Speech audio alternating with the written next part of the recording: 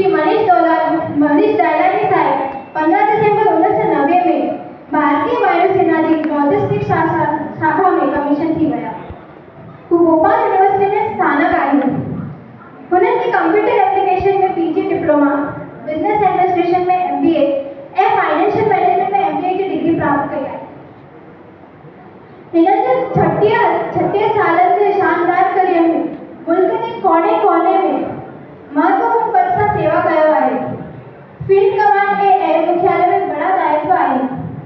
DRDO में भी निकट संबंध में रही अनेक प्रोजेक्ट्स में शामिल थी है। कोविड काल पूर्वी लद्दाख ऑपरेशन ए हाल ही में संपन्न ऑपरेशन सिंधु में भी इन्हनि जो तय भूमिका रही है। इन्हनि कई मुल्कन में आयोजित अंतर्राष्ट्रीय सेना में अभ्यास कयल आहे। उन्हनि की chief of air staff and vice chief of air staff प्रशस्ति पत्र से सम्मानित किया है। व्यक्तिगत जीवन में उन्हनि की धर्मपत्नी श्रीमती रेणु दायलानी और दंपति एक सुपुत्री साथ में आए। खेलन में गहरी रुचि आहे। उन्हनि एक बेहतरीन गोल्फर भी आहे। सज्जन ए सज्जनों अचो तो सब मिली करे तालियों से उन्हनि जो स्वागत कयो। एयर कमांडर श्री मनीष दायलानी साहब। जय झूलेलाल।